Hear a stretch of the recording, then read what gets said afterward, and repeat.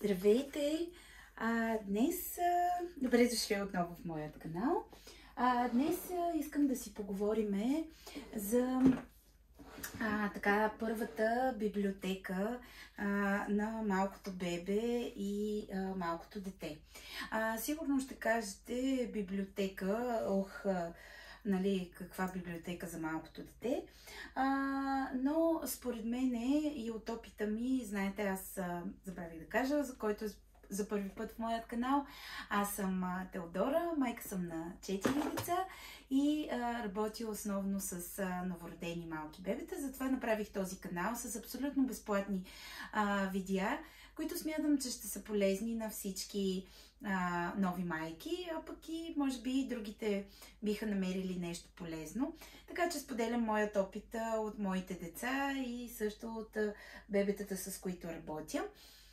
Така че на моите деца всичките, с изключение на малката Ава, едно от най-любимите им неща във възрастта от 6 месеца до 2 годишна възраст бяха книжките.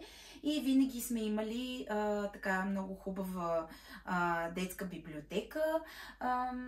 И понеже в отделно видео съм ви снимала Монтесори библиотеката ни, тук в тази ни спалня направихме ето такова равче. То е по метода Монтесори. Тъй като, както знаете, метода Монтесори казва, че трябва да е достъпно за малкото дете.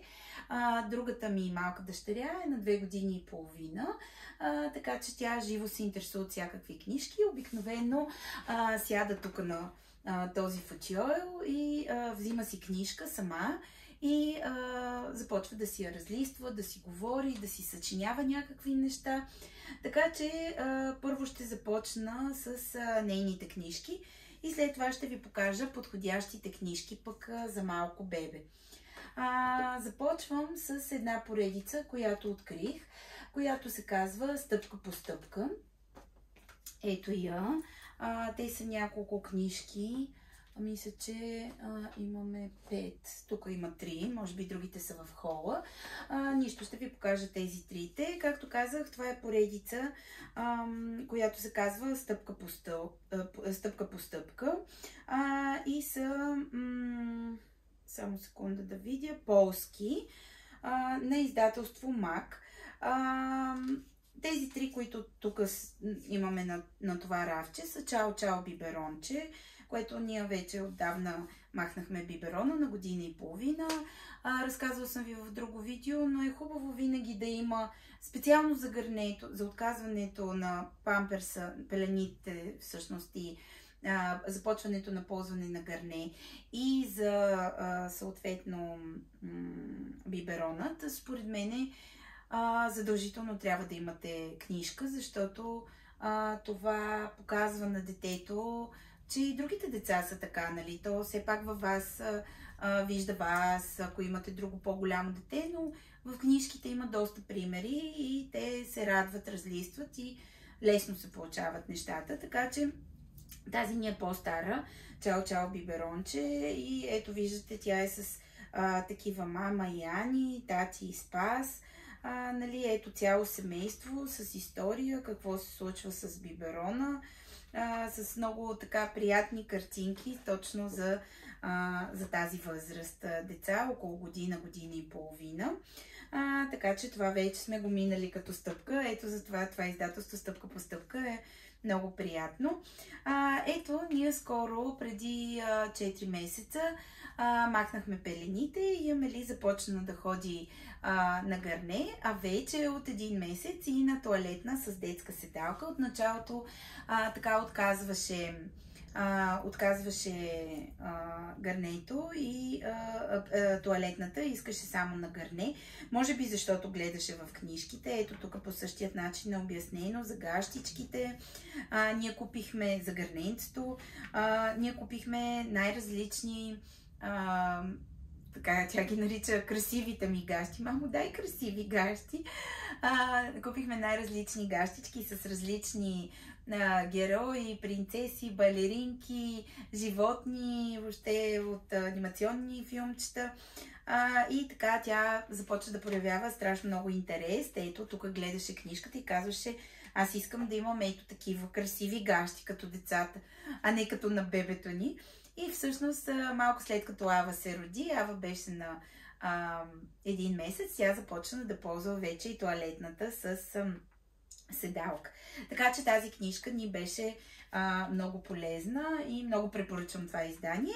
И последната, която имам тук на рафчето да ви покажа, също е един казус, който при нашата дъщеря книжката много помогна, при Амели, тази ни дъщеря, червенокосата, е смелите пациенти. Защото тя по някаква причина имаше, ето тук е описан цяла ситуация, каквато във всяко семейство има, как семейството отива на лекар, при лекаря, в лекарският кабинет, какво прави лекарят с децата, преглежда гърлото, мери ги на кантара, съблича ги. Беше голяма драма от началото да се съблече и лекарката да я прегледа. Казвам от началото, говоря за съзнателната възраст след 1,5 години, т.е. около 2 години, защото тогава вече децата разбират и някак си е по-различно, отколкото 6-месечно бебе да го заведеш на лекар, и не искаше да се съблече. Тя по някаква причина имаше много странно, никой не е лепил лепенки, но имаше страх от лекопласти, от лепенки. Та купихме лепенки с Пепа Пиг, с животни, с принцеси, въобще какви ли не. Вече почти това е така фобията и, която е може би най-силна, даже по-силна от шпринцовки, което е много смешно. Но вече имаме успех с лепенките. Така че тази книжка обяснява всичко подробно и показва как малкото дете може да възприеме един преглед и дори биене на ваксина като нещо нормално и без да плаче, да се тръшка и да страда от това, или по някакъв начин да си мисли, че там ще му правят нещо лошо, нещо опасно, нещо, което много ще го боли. Да, с иглата и с ваксините имаше малка драма. Не искаше, не даваше, но нашата педиатърка е страхотна. Ние имаме 2 доктор Масларски и педиатърката ни, която ни е по здравна каса, и двамата са страхотни и двамата й подаряват нещо дребничко след ваксина, и тя за сега няма драма с ваксините, най-голямата е с лепенки. Но препоръчвам и тази книжка. Въобще това е издателство стъпка по стъпка. Можете да ги намерите в магазин Бебешор. Те са точно до вкъщи и аз много често купувам от там. Предполагам, че и по големите книжаници, аз просто не хода по молове, така че или онлайн също можете да ги намерите. Аз специално моите съм ги купувала от Бебешор. Какви други книжки са подходящи за децата от 1,5 години до към 2,5 години? Ето имаме такава книжка, която казва: вече съм на 2 години. Амели също много я харесва. Тя е с животни. Въобще в тази възраст животните са много подходящи за децата. Четеме приказката за Мейчо и въобще за горските животни. И наистина много я харесва. Асоциира се с тях. И гордо казва, че е на 2 години, така че хубаво е да учите детето още от 1-годишна възраст, когато все още не говорят повечето деца, но могат да показват на колко си, на 1. По същия начин вече на 2-годишна възраст е нормално детето да говори с моите деца. Много отрано проговарят, но повечето деца на 2 години могат да правят прости изречения от 2-3 думи. Книжките винаги помагат. Между другото, времето, в което аз започнах да показвам книжки, е след като са се нахранили на стола за хранене. Не по време на хранене, защото така свикват да правят нещо докато се хранят, а не да са съсредоточени върху храната. Така че според мен е добре да предлагате книжка върху таблата на столчето, когато детето вече е доволно, нахранило се, щастливо е, и по този начин може да обърне повече внимание на книжките. Тя с страшно удоволствие, Амели, започна. Така бяха и по-големите ни деца, Аника и Никола. Особено Никола, страшно много харесваше книжки. Това му беше любимото нещо. И винаги сме имали много детски книжки. Имаме и голяма библиотека, която е тип Монтесори, Монтесори. Аз съм снимала видео, гледайте го и него. Там вече подробно обяснявам какво е хубаво да купите за първата библиотека на детето. Но ако нямате детска стая или място за голяма библиотека, спокойно можете да направите ето такъв тип рафче. Това рафче от Икея, между другото, изструва нещо трудно на 15 или 19 лева, много добра цена. Така че можете да го сложите в хол, в спалня, в обща стая, трапезария, където ви е удобно, но на нивото на детето, да може то само да си избира книжка преди лягане или след хранене и съответно да се занимава и само. Така че винаги е добре да имате книжка, която показва възрастта на детето и е подходяща за него. Тази е от моя приятелка, която подарък ни е. Ще бъдеш ли мой приятел? Това е пък другата тема, която отново е с животни, с зайчета, с много красиви илюстрации. Приказката е много интересна за две зайчета. Винаги е добре да говорите на детето за не само за семейството, но и за другите, как да кажа, другата му среда, приятелите му. Въпреки че ако нашата Амели ходи на ясла и там са 20 и няколко деца. Тя е в държавна ясла, но сме много доволни. Много е здрава, много се социализира, много добре се чувства, играе си. И тя казва моите приятели в яслата. Така че дори детето да не ходи на ясла, хубаво е когато се виждате с други майки с дечица в парка или на детски рожден ден или просто някъде навън, да казвате, че това са приятелите на детето и то да започне да си създава така една социална среда с неговите приятели, приятелчетата, които са на неговата възраст, да говорите за тях, да давате примери с тях и по този начин детето по-лесно се учи на различни така социални дейности.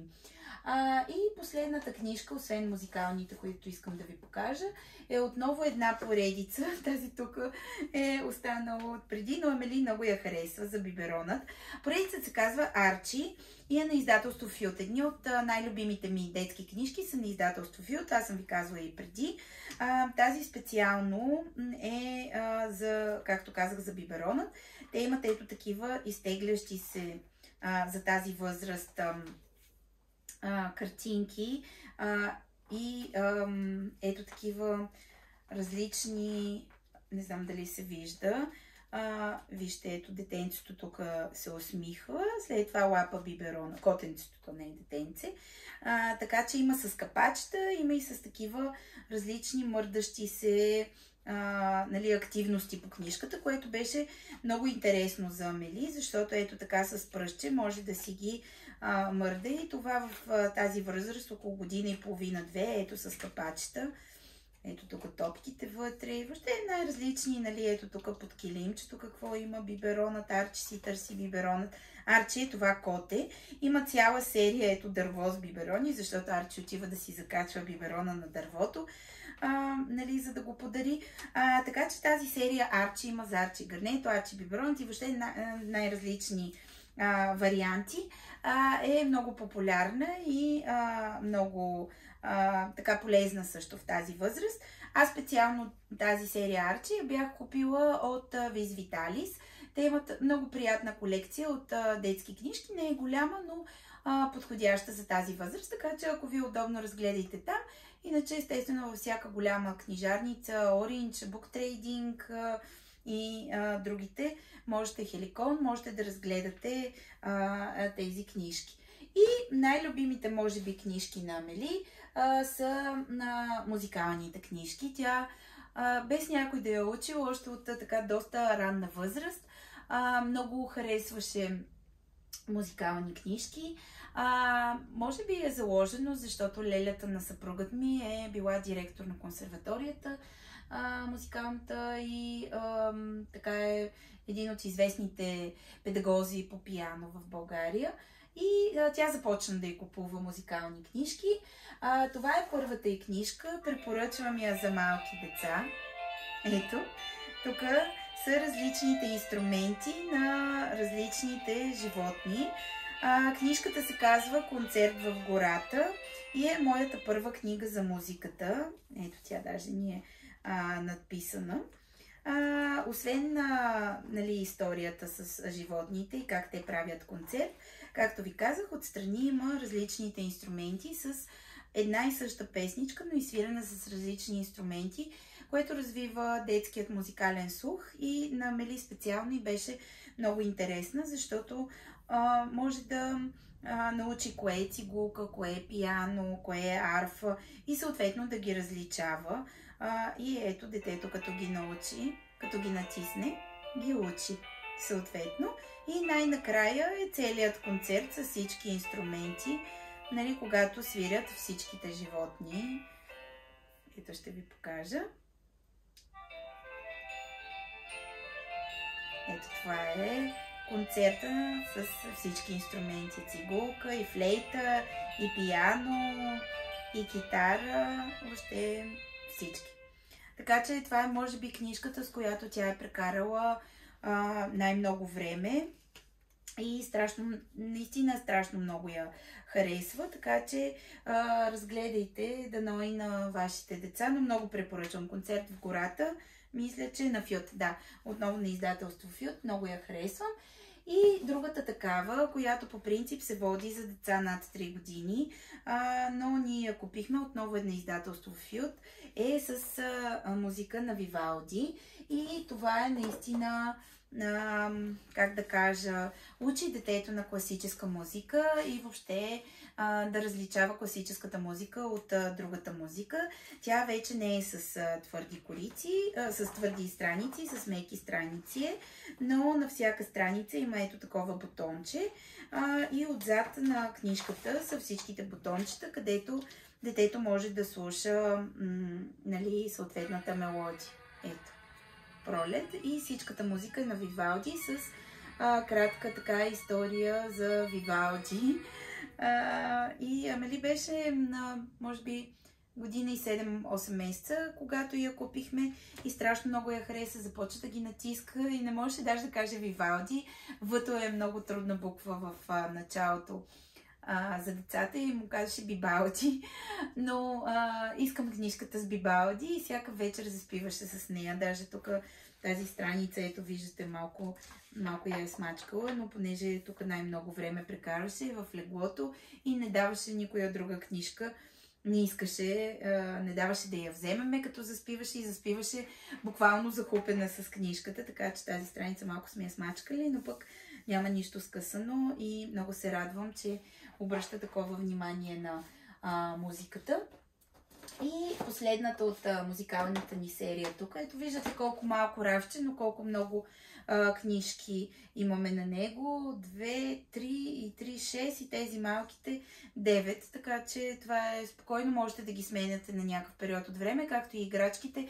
Книжките е хубаво да се сменят, за да така след като ги научат да им предизвиквате любопитството. Нали? След това можете да върнете някои от старите. Те се сещат за тях и отново се радват и искат да ги разглеждат. Тази е Трепка и блести звездички и е с тази песничка Twinkle Twinkle Little Star. Тази малко тук ни се разлепила. Трябва да я залепиме, но също е много любима на Амели. Сега мисля, че и свършиха батериите и не мога да ви я пусна, но това е една от най-популярните детски песнички. Тя има и малка лампичка нощна с тази мелодия, така че много я харесва. Това е другата любима, даже е изхабила батерията от натискане. Така че това е нашата малка Монтесори библиотека, която исках да ви покажа. Мисля, че ще ви хареса. Не се колебайте да направите такава библиотека на от година и половина, според мен е нагоре възраст, година и половина, 2 години е много полезно. Детето наистина ще е много щастливо и ще се радва да си ги разглежда, да си ги взима, да си пуска музиката, да се учи да говори, да се учи въобще да общува чрез книжките. Според мен книжките развиват детското въображение много повече, отколкото играчките, въпреки че има уникални играчки за тази възраст, но не пречи да вземете и да направите едно такова малко рафче. Доказано е, че Монтесори методът е наистина страхотен. Това е от мен за сега. Очаквайте в следващото видео, тъй като това стана доста дълго, да ви покажа и тази поредица, точната книжка.